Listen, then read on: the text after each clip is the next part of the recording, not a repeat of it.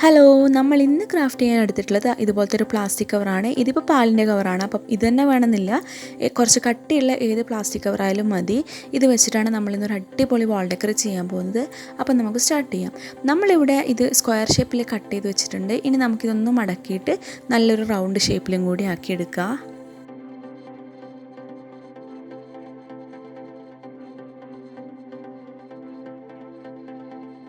Okay, നമ്മളിപ്പോൾ ആ round ഷേപ്പിലുള്ള കട്ട് ചെയ്തെടുത്തിട്ടുണ്ട്. ഇനി നമുക്കൊരു ലൈറ്റർ വെച്ചിട്ട് ഇതിൻ്റെ എഡ്ജിലൊക്കെ ജസ്റ്റ് ഒന്ന് ഉരുക്കി കൊടുക്കുക. ലൈറ്റർ എടുക്കുന്നത് വെച്ചാൽ നമുക്ക് നമ്മുടെ ഇഷ്ടത്തിനനുസരിച്ച് ചെയ്യാനാവും. മെഴുകുതിരിയൊക്കെ ആണെങ്കിൽ ചിലപ്പോൾ അത് കത്തിപ്പോവും. അപ്പോൾ അധികം കത്താതെ ജസ്റ്റ് ഒന്ന് ഉരുക്കിയെടുക്കുക. അപ്പോൾ ഇതുപോലെ കുറച്ചധികം റൗണ്ട് ഷേപ്പിലുള്ള പീസസ് നമ്മൾ കട്ട് ചെയ്തിട്ടെടുക്കണം. ഇങ്ങനെ ചെയ്തതിന് ശേഷം നമുക്കതിനെ പെയിൻറ്റ് ചെയ്ത് കൊടുക്കുക. ഇഷ്ടമുള്ള കളർ ചൂസ് ചെയ്യുക. ഞാനിവിടെ റെഡ് കളറാണ് എടുത്തിട്ടുള്ളത്. നമുക്ക് ഇത് വെച്ചിട്ട് കുറച്ച് പെറ്റൽസ് ഉണ്ടാക്കിയെടുക്കാം. അപ്പോൾ ഞാനിവിടെ ഒരുപാട് പെറ്റൽസ് ചെയ്തെടുത്തിട്ടുണ്ട്. ഇനി നമുക്ക് ബേസ് എടുക്കാം. കാർഡ്ബോർഡ് പീസാണ് എടുത്തിട്ടുള്ളത്. ബ്ലാക്ക് കളറും ചെയ്തിട്ടുണ്ട്, ഫ്രെയിമും വെച്ച് കൊടുത്തിട്ടുണ്ട്. ഞാനിതിലൊരു ബാസ്ക്കറ്റ് പോലെ ഒരു കാർഡ്ബോർഡ് ഷീറ്റ് കട്ട് ചെയ്തിട്ട് ഒട്ടിച്ച് കൊടുക്കുന്നുണ്ട്. എന്നിട്ട് അതിൻ്റെ മുകളിൽ ഒരു ജസ്റ്റ് ഒരു ലുക്കിന് വേണ്ടി ഇതുപോലെ സ്ട്രിപ്സ് കട്ട് ചെയ്തിട്ട് അതും ഞാൻ ഒട്ടിച്ച് കൊടുക്കുന്നുണ്ട്. അപ്പോൾ നമുക്കിത് പെട്ടെന്നൊന്ന് ചെയ്തെടുക്കാം.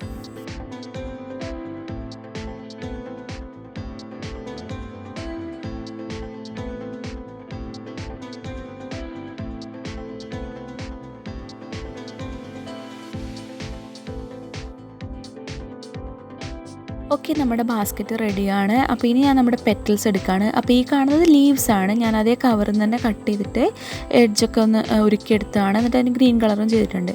നമുക്ക് ഇഷ്ടത്തിനനുസരിച്ച് ഇതൊന്ന് വെച്ച് നോക്കാം. അപ്പോൾ ഞാൻ ജസ്റ്റ് ഇതൊന്ന് വെച്ച് നോക്കുന്നുണ്ട്. അതിന് ശേഷം നമ്മൾ ഫ്ലവർ ചെയ്തെടുക്കാം. ഞാൻ ഒരു ഫ്ലവറിൽ 3 പെറ്റൽസാണ് വെച്ച് കൊടുക്കുന്നത്. അപ്പോൾ നിങ്ങൾക്ക് അതിൽ വേണമെങ്കിൽ ചേഞ്ച് ചെയ്യാം. ഇനി നമുക്കിത് ഫെവിക്കോൾ വെച്ചിട്ട് ഒന്ന് ഒട്ടിച്ചെടുക്കാം. അപ്പോൾ ഇത് ഒട്ടിക്കുമ്പോൾ ഗ്ലൂ ഗൺ യൂസ് ചെയ്യാൻ പാടില്ല, കാരണം അത് ചിലപ്പോൾ ഉരുകിപ്പോവാനും നമ്മുടെ കൈ കൊള്ളാനൊക്കെ ചാൻസ് ഉണ്ട്. അപ്പോൾ ഇത് ഒട്ടിക്കുന്ന സമയത്ത് ഫെവിക്കോൾ മതിയാവും, അത് നന്നായിട്ട് ഒട്ടിക്കിട്ടും. അപ്പോൾ നമ്മൾ ചെയ്തെടുത്ത പെറ്റൽസിൽ നിന്ന് ഇത്രയും ഫ്ലവേഴ്സാണ് കിട്ടിയിട്ടുള്ളത്. നാളും 2-3 ബാക്കിയുണ്ട്, കുഴപ്പമില്ല. അതിന് ശേഷം നമ്മൾ ഇതിൻ്റെ ഇടയിലേക്കൊക്കെ ലീവ്സ് വെച്ച് കൊടുക്കുകയാണ്.